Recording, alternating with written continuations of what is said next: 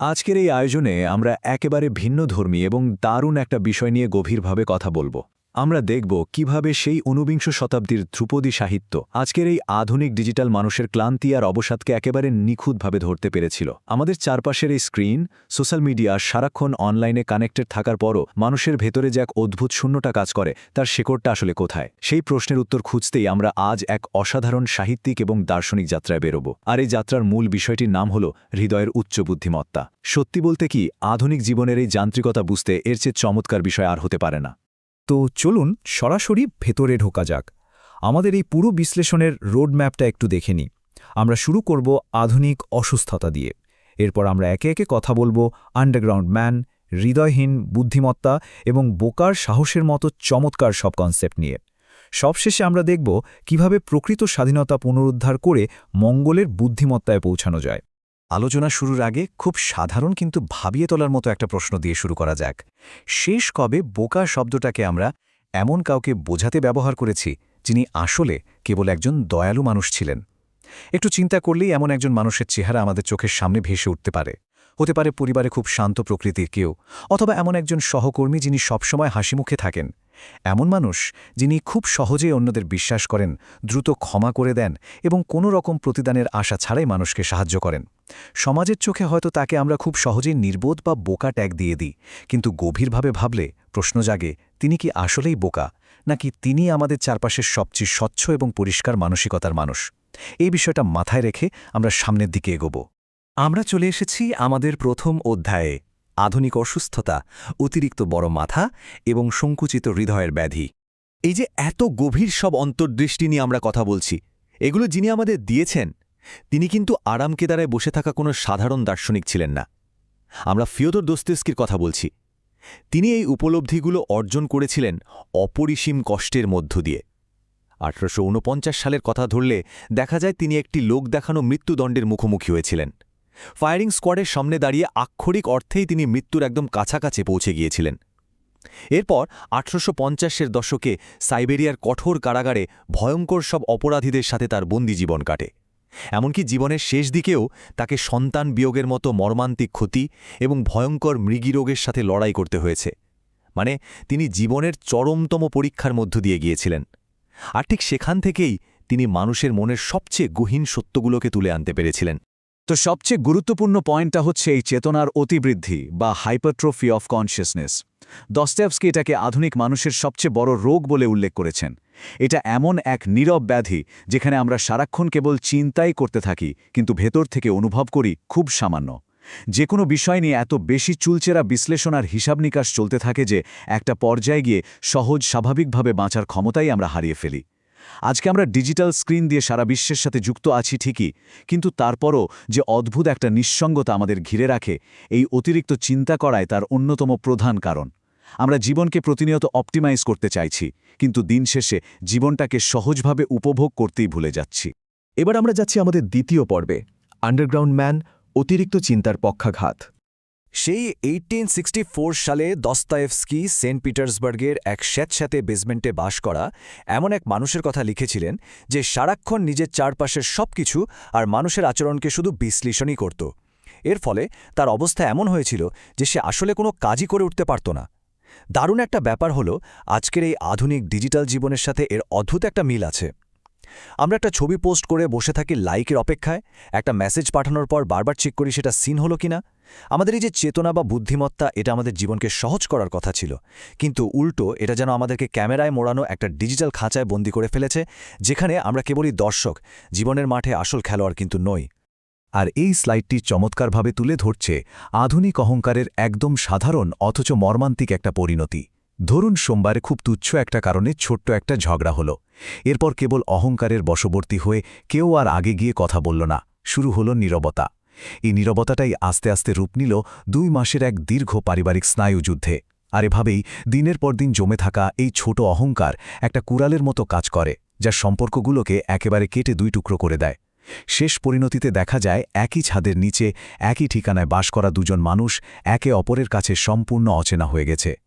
আধুনিক অহংকার কিন্তু জোরে চিৎকার করে না, এটাই ভয়ঙ্কর নীরবতার মধ্যে দিয়ে তিল তিল করে সম্পর্কগুলোকে ধ্বংস করে দেয়। আমাদের তৃতীয় অধ্যায়টি হল হৃদয়হীন বুদ্ধিমত্তা। চতুরতার উপাসনা এবং রাস্কোলনিকভের ফাঁদ। আজকাল কিন্তু সমাজে এমন একটা ধারণা প্রচলিত আছে যে যারা চরম সংশয়বাদী বা নিন্দুক তারাই বুঝি আসল বুদ্ধিমান। মনে করা হয় যে ব্যক্তি মানুষকে সহজে বিশ্বাস করে না বা সবকিছু নিয়ে ব্যঙ্গ-বিদ্রূপ করে সেই সবথেকে আধুনিক। কিন্তু আসল পরিসংখ্যান বা বাস্তবতা সম্পূর্ণ আলাদা। নিন্দুকেরা নিজেদের বুদ্ধিমান হিসেবে প্রচার করলেও গবেষণায় দেখা যায় যে তাদের মানসিক স্বাস্থ্য বেশ খারাপ থাকে এবং জীবনে আর্থিকভাবেও তারা পিছিয়ে থাকে। অন্যদিকে যে বিশ্বাসী মানুষকে এই সমাজ খুব সহজে বোকা বা সরল বলে অবহেলা করে, বাস্তবে তারাই অনেক বেশি সুস্থ ও সুখী থাকে। তারাই পারে প্রকৃত মানবিক সংযোগ বা সম্পর্ক গড়ে তুলতে। সবকিছুতে সন্দেহ করা বা ব্যঙ্গ করাটা আসলে ভালো শব্দভাণ্ডারে মোড়ানো একটা পরাজিত কৌশল ছাড়া আর কিছুই নয়। দস্তয়েভস্কির বিখ্যাত উপন্যাস ক্রাইম অ্যান্ড পানিশমেন্টের গল্পটা নিশ্চয়ই অনেকের জানা। এই উপন্যাসের প্রধান চরিত্র রাসকোলনিকভ নিজেকে একজন উন্নত মানুষ বা সুপিরিয়র ম্যান মনে করত। তার ধারণা ছিল সে সাধারণ নৈতিকতার অনেক ঊর্ধ্বে। বৃহত্তর স্বার্থে খুন করাটাও তার কাছে বৈধ মনে হয়েছিল, কারণ তার তীক্ষ্ণ বুদ্ধি তাকে সেই অধিকার দেয় বলে সে বিশ্বাস করত। কিন্তু সে ভয়ঙ্কর অপরাধটি করে ফেলার পর দেখা গেল তার এই তথাকথিত শ্রেষ্ঠত্বের তত্ত্ব তার নিজের মানবিক বিবেকের ভারী চুরমার হয়ে গেছে। আসলেই তো, হৃদয় এবং প্রেমহীন বুদ্ধিমত্তা হলো নিজের বুকের দিকে তাক করা একটি ধারালো ছুরির মতো। যুক্তি যত ধারালো হবে, নিজের ভেতরের সত্তার উপরের আঘাত ঠিক ততটাই গভীর হবে। এটা ভাবলেই অবাক লাগে যে আমরা আজকাল মানুষের অনুভূতির মতো পরিমাপের অযোগ্য বিষয়গুলোকেও আধুনিক মাপকাঠিতে বাঁধতে চাই। মানবসত্তার ওপর স্প্রেডশিটের এই যুক্তি প্রয়োগ করাটা আসলে কতটা অযৌক্তিক তা একটু খেয়াল করলেই বোঝা যায়। একটা শিশুর সাথে সময় কাটানোর চেয়ে আমরা কাজের ইমেলের উত্তর দেওয়াকে বেশি জরুরি মনে করছি। মানুষের শোক প্রকাশের মতো একটা গভীর বিষয়কেও আমরা ক্যালেন্ডারের দিনগুণে ঠিক করে দিচ্ছি যে কতদিন শোক পালন করাটা সামাজিকভাবে গ্রহণযোগ্য। যখন আমরা সবকিছুর হিসাব কষতে শুরু করি, সব সম্পর্কের মাঝে রিটার্ন অন ইনভেস্টমেন্ট খুঁজতে থাকি, তখন এই ঠান্ডা হিসাব নিকাশ ধীরে ধীরে আমাদের ভেতরের মনুষ্যত্বটাকেই পুরোপুরি খেয়ে ফেলে। চলে আসছি আমাদের চতুর্থ পর্বে, বোকার সাহস, প্রিন্স মিশকিন এবং অসহনীয় আয়না। এবারে চলুন দেখা যাক আধুনিক এই অসুস্থ মনের বিপরীতে আসলে কি আছে। আন্ডারগ্রাউন্ড ম্যান আর প্রিন্স মিশকিনের মধ্যে পার্থক্যটা খেয়াল করলে বিষয়টা খুব চমৎকারভাবে পরিষ্কার হয়ে যাবে। আন্ডারগ্রাউন্ড ম্যান সারাক্ষণ অতি সচেতন থাকে, শুধু হিসাব নিকাশ করে, ফলে সে ক্ষুব্ধ এবং স্থবির হয়ে পড়ে, বাস্তবে কিছুই করে উঠতে পারে না। অন্যদিকে দি ইডিয়েট উপন্যাসের প্রিন্স মিশকিন চরিত্রটি একদম আলাদা। তিনি সম্পূর্ণ সৎ এবং সমাজের কোনো কৃত্রিম খেলায় তিনি কখনো অংশ নেন না। তিনি সক্রিয়ভাবে মানুষের ভালো করেন। চারপাশের সবাই যখন মিথ্যার মুখোশ পরে ঘুরে বেড়ায়, তখন একমাত্র প্রিন্স মিশকিনই পরিস্থিতির সবচেয়ে পরিষ্কার ও অকাট্যস্বচ্ছ রূপটি দেখতে পান। কিন্তু প্রশ্ন হল, প্রিন্স মিশকিনের মতো ভালো মানুষেরা কেন বারবার সমাজের আক্রমণের শিকার হন? কারণ হল এরা সমাজের কাছে একটা অসহনীয় আয়না হিসেবে কাজ করেন।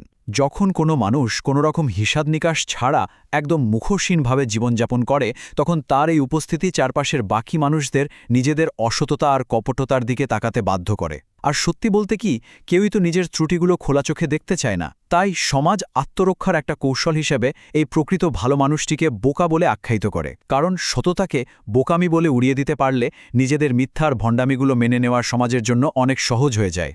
এবার আমরা প্রবেশ করছি পঞ্চম অধ্যায়ে, প্রকৃত স্বাধীনতা পুনরুদ্ধার, যেখানে আমরা পছন্দের ভার এবং দুটি নির্দোষতা নিয়ে কথা বলব।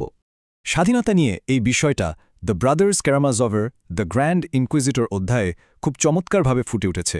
সেখানে দেখা যায় মানুষ রুটি আর সাময়িক নিরাপত্তার বিনিময়ে নিজের সিদ্ধান্ত নেওয়ার স্বাধীনতাটুকু বিকিয়ে দিতে প্রস্তুত। ঊনবিংশ শতাব্দীর এই দর্শনের সাথে আমাদের আজকের আধুনিক জীবনের সরাসরি একটা মিল আছে। আজ আমরা সোশ্যাল মিডিয়া অ্যালগোরিদমের কাছে নিজেদের পছন্দ আর সিদ্ধান্ত নেওয়ার ক্ষমতাটুকু পুরোপুরি সমর্পণ করে দিয়েছি। বাইরে থেকে আমরা হয়তো নিজেদের অনেক স্বাধীন মনে করি, কিন্তু ভেতরে ভেতরে আমরা সবাই অ্যালগোরিদম, নোটিফিকেশন আর অন্যের মতামতের দাস হয়ে গেছি। স্বাধীনভাবে বেঁচে থাকার এই যে দায়িত্ব, এটা অনেক ভারী, এর জন্য প্রচণ্ড সাহস লাগে। তাই মানুষ নিজের সিদ্ধান্ত নিজে না নিয়ে অন্যের সাজিয়ে দেয়া সহজ বিকল্পগুলো বেছে নিতেই বেশি স্বাচ্ছন্দ্য বোধ করে। এখানে একটা দারুণ তুলনা আছে। নির্দোষতা বা ইনোসেন্স আসলে দুটি স্তরের হতে পারে। প্রথমটি হলো একেবারে শিশুর মতো সরলতা, যা খুব সুন্দর হলেও ভীষণ ভঙ্গুর, কারণ এরা পৃথিবীর খারাপ রূপটা এখনও দেখেনি, তাই মন্দের সামান্য আঘাতে এই সরলতা ভেঙে চুরমার হয়ে যায়। কিন্তু দ্বিতীয় নির্দোষতার ব্যাপারটা সম্পূর্ণ আলাদা এবং অনেক বেশি পরিণত। এটি এমন এক মানুষের সরলতা, যিনি মানুষের চরম নিষ্ঠুরতা দেখেছেন, নিজে ক্ষতবিক্ষত হয়েছেন, কিন্তু এত সব কিছুর পরও তিনি সচেতনভাবে মানুষকে ভালোবাসতে ও বিশ্বাস করার পথটি বেছে নিয়েছেন। এই দ্বিতীয় নির্দোষতাই হল সবচেয়ে শক্তিশালী রূপ। এটা কোনো অজ্ঞতা নয়, বরং সবকিছু জেনেও ভালো থাকার একটা প্রচণ্ড সাহসী সিদ্ধান্ত। এই স্লাইডের সবচেয়ে দারুণ বিষয়টা হল সমাজ যাদের অবজ্ঞা করে দস্তয়েভস্কির রচনায় তারাই হয়ে ওঠে প্রকৃত রক্ষাকর্তা। সোনিয়া এবং আলিয়সা চরিত্র দুটি এর নিখুঁত উদাহরণ। সোনিয়া সমাজের একেবারে নিচুতলার একজন মানুষ, যে চরম ক্ষুধা, দারিদ্র্য এবং অপমান দেখেছে। কিন্তু যখন তথাকথিত শ্রেষ্ঠ বুদ্ধিজীবী রাসকলনিকভ নিজের পাপের ভারে ভেঙে পড়ে, তখন এই সোনিয়াই তার নীরব সমবেদনা আর ভালোবাসা দিয়ে তাকে পুনরুজ্জীবিত করে। এরা মন্দের অস্তিত্ব সম্পর্কে খুব ভালোভাবে জানে।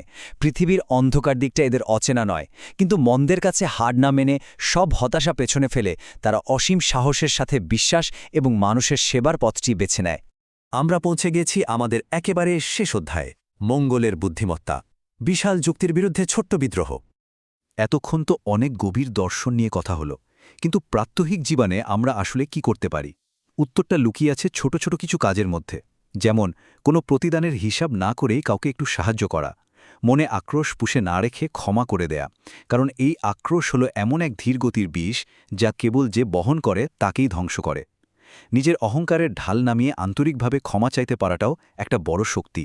এছাড়া কথা শোনার সময় নিজের মনে উত্তরের প্রস্তুতি না নিয়ে অন্যের কথার সম্পূর্ণ মনোযোগ দিয়ে শোনা। মাঝে মাঝে হয়তো মানুষ আমাদের হতাশ করবে, কিন্তু সেটা মেনে নিয়েও মানুষকে বিশ্বাস করা। এই ছোট কাজগুলো করতে কোনো টাকা লাগে না, কিন্তু এগুলো আমাদের এই অতি বিশ্লেষণী মনকে শান্ত করে জীবনে এক অসীম প্রশান্তি এনে দিতে পারে। জানলে অবাক হতে হয় যে দস্তয়েভস্কির রচনা বিশ্বের ১৭০টিরও বেশি ভাষায় অনুদিত হয়েছে। এটা শুধু একটা সংখ্যা নয়, এটা প্রমাণ করে যে তিনি কেবল ঊনবিংশ শতাব্দীর রাশিয়ার কোনো নির্দিষ্ট সমস্যা নিয়ে লিখে যাননি। তিনি মূলত মানব সত্তার এমন এক সার্বজনীন দুর্বল জায়গায় আঘাত করেছেন যা আজও প্রতিটি দেশে, প্রতিটি সংস্কৃতি মানুষের জন্য সমানভাবে প্রাসঙ্গিক। যুগের পর যুগ ধরে মানুষ এই একই মানসিক অন্তর্দ্বন্দ্বে ভুগেছে। ভাষার সীমানা পেরিয়ে এই বিপুল স্বীকৃতি প্রমাণ করে যে মানুষের ভেতরের এই শূন্যতা বা দ্বন্দ্ব আসলে এক চিরন্তন মানবিক পরিস্থিতি, যা থেকে মুক্তির পথ আমাদের সবাইকে খুঁজে বের করতে হবে। তো পুরো আলোচনার সারমর্ম যদি টানি, এর সমাধান আসলে কি?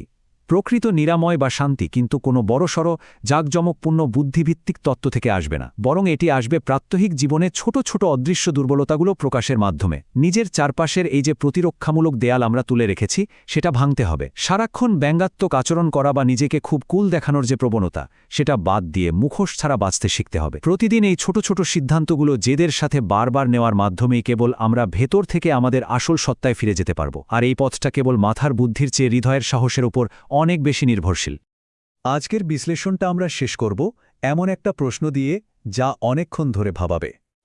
একবার ভাবুন তো, যদি সত্যিকারের পরিষ্কার আর স্বচ্ছ মানসিকতা ঠিক তাদের মাঝেই বাস করে, যাদের এই সমাজ বা পৃথিবী বোকা বলতে ভালোবাসে। আমাদের চারপাশের যে মানুষগুলোকে আমরা এতদিন হয়তো বোকা বা সরল ভেবে অবজ্ঞা করে এসেছি, তাদের হয়তো এখন থেকে একদম নতুন একটা দৃষ্টিতে দেখতে শুরু করা প্রয়োজন। আর কে জানে, একটু গভীরে খুঁজলে হয়তো দেখা যাবে সেই বোকা মানুষটির বাস খোদ আমাদের নিজেদের ভেতরেই, যা বছরের পর বছর ধরে আধুনিক অহংকারের কঠিন বর্মে ঢাকা পড়ে আছে। আজ থেকে না হয় সেই অহংকারের বর্মটি নামিয়ে রাখার চেষ্টা করা যেতে পারে। এতক্ষণ সাথে থেকে এই চমৎকার বিষয়গুলো শোনার জন্য অসংখ্য ধন্যবাদ।